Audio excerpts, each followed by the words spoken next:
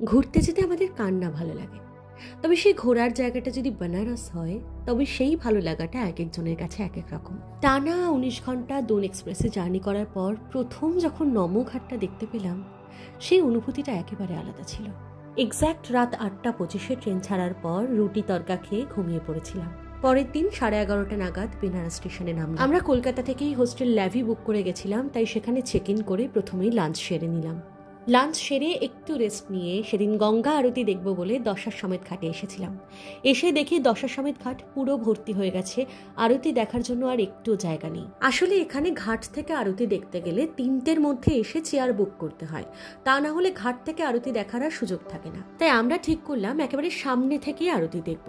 তাই 200 টাকা দিয়ে বোট বুক করে বোট থেকে আরতি দেখলাম।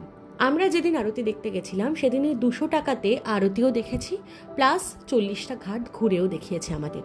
এতদিন শুধু অন্যের মুখে শুনেছি, রিলসে দেখেছি গঙ্গা আরতি, এই প্রথম নিজের চোখে দেখলাম। বেনারসের গঙ্গা আরতি যে কেন বিখ্যাত সেটাই প্রথম নিজে অনুভব করলাম। এরপর এক কাপ চা খেতে খেতে মাঝ গঙ্গায় বোটে করে 40টা ঘাট দেখলাম। 40টাই দেখেছি কিনা গুনিনি, তবে যে কটা দেখেছি মন প্রাণ জুড়িয়ে গেছে। রাতের গঙ্গা যে এত অপূর্ব হতে পারে, আর মাঝ গঙ্গার বুকে দাঁড়িয়ে ওই দূরের ঘাটগুলোকে যে এত মায়াবী লাগতে পারে কোনোদিন স্বপ্নেও ভাবিনি। রাতের গঙ্গার বুকে দাঁড়িয়ে যখন মণিকর্ণিকা ঘাটের ওই জ্বলন্ত আগুনের দিকে তাকিয়েছিলাম, একটা আলাদাই অনুভূতি হচ্ছিল।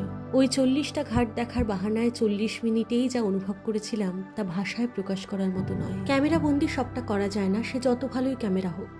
নিজের চোখে যা দেখেছিলাম সেটা তোমাদের বলে বোঝাতে পারবো না, তবে তোমাদের একটা রিকোয়েস্ট করতে পারি, একবার বেনারস এসো। আর একটা রিকোয়েস্ট করব, যদি বেনারস আসো তবে রাতে একবার বোটে ওঠার অবশ্যই চেষ্টা করো। রাতের গঙ্গা অপূর্ব, রাতের বেনারস একেবারে আলাদা।